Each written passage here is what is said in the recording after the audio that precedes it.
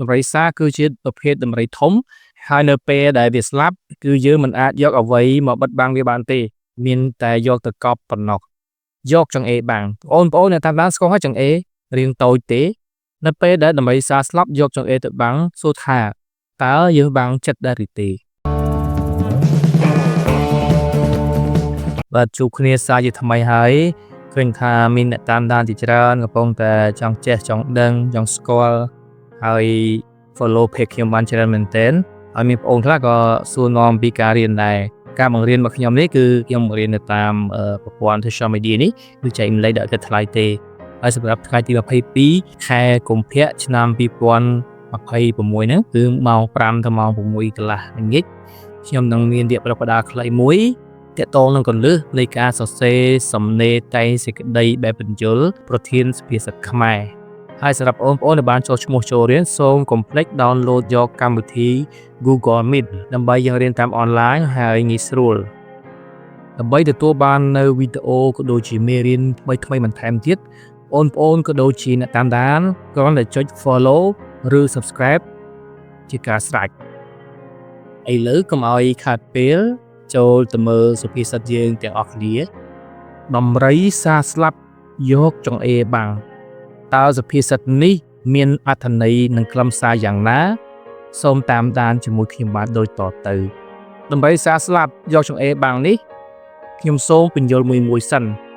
ដំរីសាគឺជាប្រភេទដំរីធំហើយនៅពេលដែលវាស្លាប់គឺយើងមិនអាចយកអ្វីមកបិទបាំងវាបានទេមានតែយកទៅកប់ប៉ុណ្ណោះយកចង្អេរបាំងបងប្អូនអ្នកតាមដានស្គាល់ហើយចង្អេររាងតូចទេនៅពេលដែលដំរីសាស្លាប់យកចង្អេរទៅបាំងសួរថាតើយើងបាំងចិត្តដែរឬទេហើយនៅពេលដែលវាជះក្លិនមកតើចង្អេរនោះវាបាំងបានដែរឬអត់ចម្លើយគឺអត់ទេយើងមិនអាចយកចង្អេរទៅបាំងដំរីសាដែលស្លាប់បាននោះទេចុះន័យធៀបគេចង់សំដៅលើអ្វី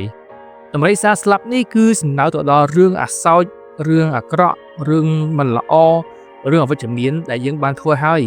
យើងមិនអាចបិទបាំងបានចិត្តនោះឡើយ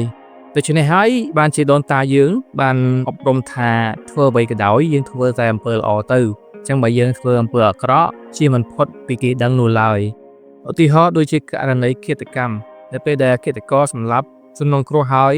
ក៏បានរត់គេចខ្លួនទៅនៅស្រុកគេឬក៏នៅស្រុកក្រៅឬក៏នៅតំបន់ណាមួយហើយប៉ូលីសគេនឹងធ្វើកាសវិច័យនិងធ្វើការស៊ើបអង្កេតស្វែងរកចំណុចដល់នោះគង់តែចាប់បានទេមានតែយើងធ្វើអំពើដែលជាកុសលទេទើបវាផ្សើរណាសរុបមកសុភាសិតនេះបានឆ្លុះបញ្ចាំងឲ្យឃើញថាការប្រព្រឹត្តនៅអំពើអបាយមុខទាំងឡាយมันអាចបិទបាំងគេបានឡើយមុននឹងក្រោយគង់តែនឹងបែកធ្លាយហេតុនេះសូមបុគ្គលគ្រប់រូបប្រកាន់ខ្ជាប់នៅភាពស្មោះត្រង់ជានិច្ចសម្រាប់បងប្អូនឬអ្នកតាមដានមិនទាន់យល់ឬក៏មានចម្ងល់ត្រង់ណាអាចខមមិនសួរនៅខាងក្រោមបានហើយបើសិនជាចង់ឲ្យខ្ញុំបកស្រាយសុភាសិតផ្សេងៗទៀតគ្រាន់តែឆាតមកខ្ញុំផ្ទាល់ឬក៏ខមមិននៅខាងក្រោមវីដេអូទៅជាការស្រេចហើយបងប្អូនសិស្សនិស្សិតដែលស្ថិតនៅក្នុងកម្រិតមធ្យមសិក្សាដែលចង់ចេះសរសេរសំណេរតែងសេចក្តីសុភាសិតខ្មែរឲ្យបានល្អនោះអាចទាក់ទងមកខ្ញុំបានខ្ញុំមានសិភៅជំនួយបន្ថែមដែលបង្ហាញអំពីគន្លឹះនៃការសរសេរសំណេរបែបនេះចំណែកតម្លៃវិញគឺសមរម្យទេគឺតម្លៃត្រឹមតែ 20,000 រៀលប៉ុណ្ណោះបើសិនជាយើងយកចាប់ពី10ក្បាលឡើងទៅខ្ញុំព្រីសេវាដឹកជូនអញ្ចឹងណាបាទតែបើសិនលើក្បាលយើងរេកខាតបន្តិចគឺខាតថ្លៃសេវាបាទហើយសិភៅនេះគឺជំនួយដល់បងប្អូនដែលចង់